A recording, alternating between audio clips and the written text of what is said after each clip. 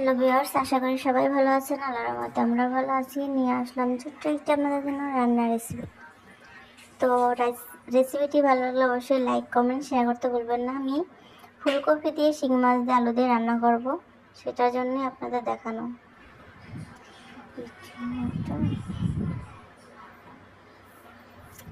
তো আমি এখন তেল দিয়ে দিলাম, জিরা বাটা, রসুন পেঁয়াজ বাটা দিয়ে দিলাম। এখন আমি দিয়ে দেবো রসুন বাটা।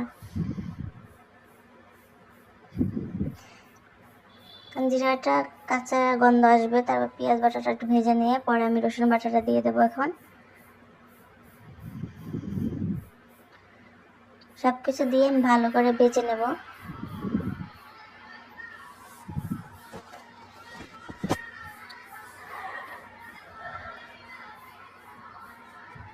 এখন দিয়ে দেবো আমি লবণ পরিমাণ মতো।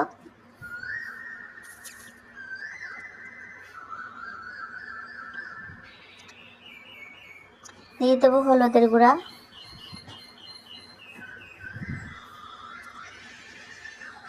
পরে দিয়ে দেবো মরিচের গুঁড়া।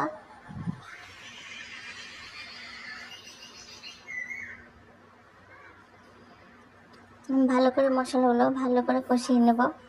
মশলাটা যখন তেল বের হবে তারপরে আমি শিং মাছটা দিয়ে ভালো করে শিং মাছটা কাঁচা কষিয়ে নেব। শিং মাছটা আমি দিয়ে দেবো। শিং মাছটা আমি ভালো করে কষিয়ে নেব, পানি দিয়ে ভালো করে সিদ্ধ করে নেব যাতে লবণটা ভিতরে মাছের ভিতরে ঢুকে।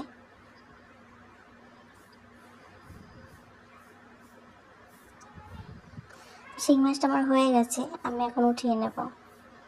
দিয়ে দেবো ফুলকপি।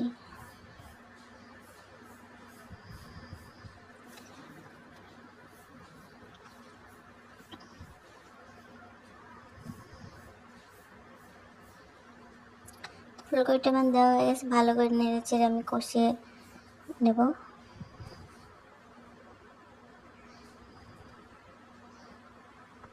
ফুলকপিটা কষানোর জন্য আমি ঢেকে দেবো।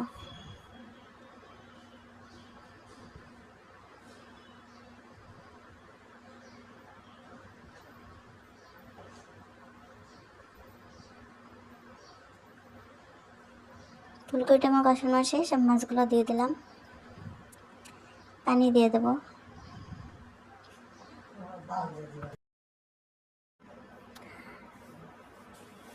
তো এখন পরিমাণ মতো ঝোল দিয়ে দিলাম, আরও ঝোল দেবো আর একটু, কারণ ঝোলটা হয় নাই। ঝোলটা দিয়ে ভালো করে আমি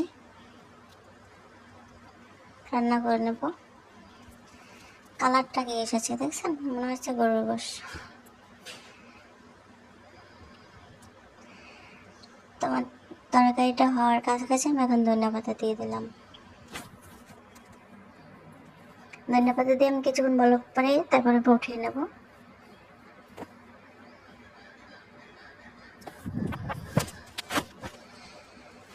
তো এই ছিল আমার রান্নার রেসিপি। যদি রেসিপিটা ভালো লাগে আর কে কে শীত আসার আগেই ফুলকপি খেয়েছেন অবশ্যই কমেন্টে বলে যাবেন। ভিডিওটা ভালো লাগলে লাইক কমেন্ট সাবস্ক্রাইব করতে ভুলবেন না।